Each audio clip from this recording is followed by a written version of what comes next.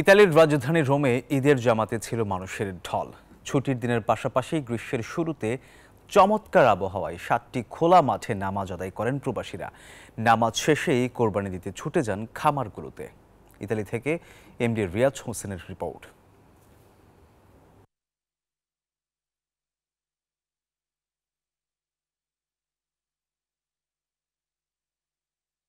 ঈদ হওয়াতে এবার ঈদের জামাতগুলো ছিল প্রবাসীদের দল।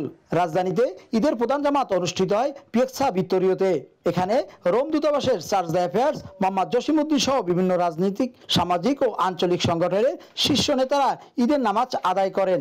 খোলা মাঠে ঈদের নামাজ আদায় করতে পেরে আনন্দিত বাংলাদেশিরা। তারা পশু কোরবানির মধ্য দিয়ে অন্তরের পশুকে কোরবানি দেওয়ার আহ্বান জানান। শান্তিপূর্ণ সমাজ গড়তে আমরা যেন অবদান রাখতে পারি সেই আশা রাখবো। অন্তরের মধ্যে আমাদের যে পশুত্ব রয়েছে সেই পশুত্বকে কুরবানির মাধ্যমে আমরা কুরবানির যে মহিমা সেটা পালন করব। বিদেশের মাটিতে যে আত্মীয় স্বজন আছে এদের মাঝেই ভাগাভাগি করে আমরা ঈদের আনন্দ উপভোগ করার চেষ্টা করি।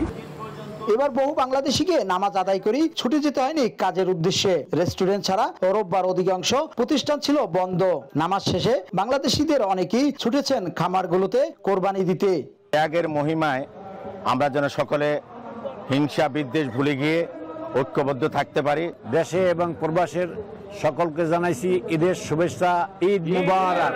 ঈদুল আজহার নামাজ শেষে প্রতিটি জামাতে মুসলিম উম্মার শান্তি এবং বাংলাদেশের অগ্রগতি কামনা করে বিশেষ দোয়া মোনাজাত অনুষ্ঠিত হয়। ঈদ সবসময় আনন্দের হলেও প্রবাসীদের মাঝে সেই আনন্দটুকু থাকে না।